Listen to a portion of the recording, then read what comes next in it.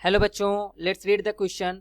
If A is equal to a matrix 2 minus 3 and 5 3 2 and minus 4 1 1 and minus 2, find A inverse and using A inverse solve following system of equations, which is 2x minus 3y plus 5z is equal to 11, 3x plus 2y minus 4z is equal to minus 5, x plus y minus 2z is equal to minus 3.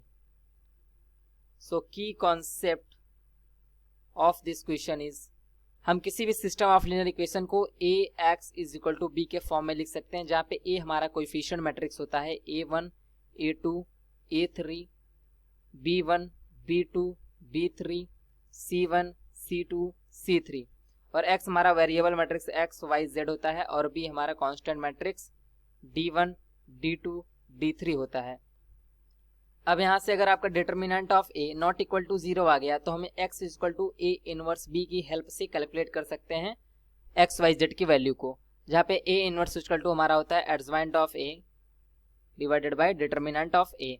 हमें सबसे पहले यहाँ पे A inverse calculate करना है. तो हमारी given जो मैट्रिक्स ए है वो है ए इज इक्वल टू 2 -3 5 3 2 -4 1 1 -2.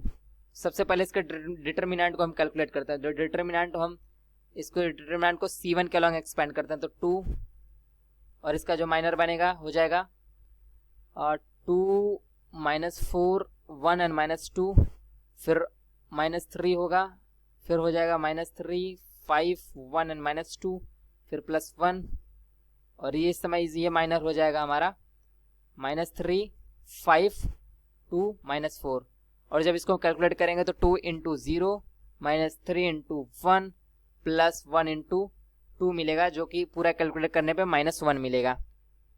तो यहाँ से अब हम सभी कोफैक्टर्स को कैलकुलेट करेंगे. तो कोफैक्टर्स को कैलकुलेट करने के लिए हम यहाँ पे a11 इज इक्वल टू -1 की पावर 1 + 1, जो यहाँ पे पहले रो पहले कॉलम के ढकने पे हमारा माइनर बनता है 2 -4 1 -2. जब इसको ऑल ओवर कैलकुलेट करते हैं तो हमें मिलता है 0. फिर a12 कैलकुलेट करते हैं -1 की पावर 1 + 2. यहाँ पे हमारा जो माइनर मिलेगा वो पहले रो और दूसरे कॉलम को ढकने के बाद 3 -4 1 -2 क्रॉस मल्टीप्लाई करने पे हमें 2 मिलता है. फिर यहाँ पे a13 कैलकुलेट करेंगे -1 की पावर 1 + 3. यहाँ पे माइनर हमारा बन जाएगा पहले रो और तीसरे कॉलम को घटने के बाद 3 2 1 1. फिर यहाँ पे इसको क्रॉस मल्टीप्लाई करके कैलकुलेट करने पे हमें 1 मिलेगा. फिर a21 -1 की पावर 2 + 1. यहाँ पे हमारा जो माइनर बनेगा वो दूसरे रो और पहले कॉलम को हटाने के बाद -3 5 1 और -2 और फिर इसको कैलकुलेट करने के बाद हमें मिलता है -1. फिर यहाँ पे हम a2 कैलकुलेट करने -1 की पावर 2 + 2. हमारा माइनर दूसरे रो दूसरे कॉलम को हटाने के बाद मिलेगा 2 1 5 -2 और इसको क्रॉस मल्टीप्लाई करने पे हमें -9 मिलेगा. फिर यहाँ पे a23 कैलकुलेट करेंगे -1 की पावर 2 + 3. इसका माइनर हमें मिलेगा दूसरे रो और तीसरे कॉलम को हटाने के बाद 2 -3 1 1 और जब इसको क्रॉस मल्टीप्लाई करके कैलकुलेट करेंगे मिलेगा -5. फिर यहाँ पे a31 कैलकुलेट करना है -1 की पावर 3 + 1. इसका जो माइनर होगा वो हो जाएगा -3 5 2 -4 और जब इसको क्रॉस मल्टीप्लाई करेंगे तो मिलेगा 2. फिर a32 -1 की पावर 3 + 2 और यहाँ पे हमारा जो माइनर बनेगा वो तीसरे रो दूसरे कॉलम को हटाने के बाद 2 5 3 -4 जब इसको क्रॉस मल्टीप्लाई करेंगे मिलेगा 23. फिर यहाँ पे a33 कैलकुलेट करना है -1 की पावर 3 + 3.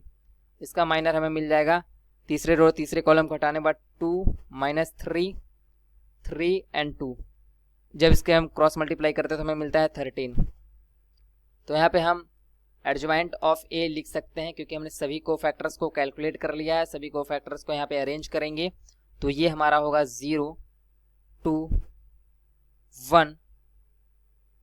उसके बाद फिर यहाँ पे हम लिखेंगे -1 -9 -5 2 23 एंड 13. ट्रांसपोज करने पे हमें मिलेगा 0 -1 2 2 -9 23 1 -5 एंड 13.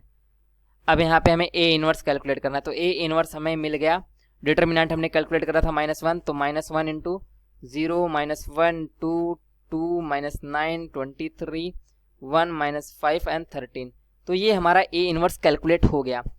अब हमारा जो given system of linear equation है वो है, given system of linear equation है 2x minus 3y plus 5z is equal to 11।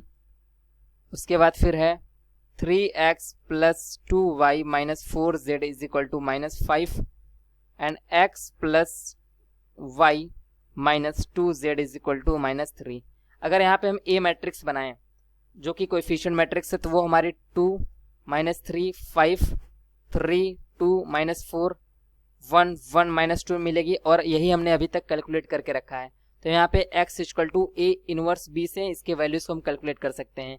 A inverse अभी हमने कैलकुलेट करा है, वो है हमारा माइनस 1 इंटू ये मैट्रिक्स हमारी 0 माइनस 1 2 2 माइनस 9 23 1 माइनस 5 एंड 13, और यहाँ पे हम बी मैट्रिक्स से मल्टीप्लाई कर देंगे जो कि हमारा इस सिस्टम ऑफ लीनियर इक्वेशन से गिवन है 11 माइनस 5 एंड माइनस 3।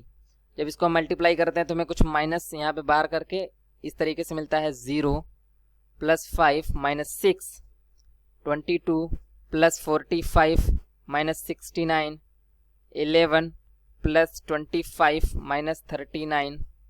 अभी हमारा जब इसमें इसको कैलकुलेट करके माइनस अंदर मल्टीप्लाई करने के बाद हम देखते हैं तो मिलता है X Y Z is equal to 1 2 3।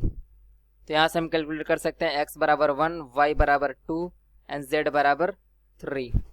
Hope you understood it well. Best of luck.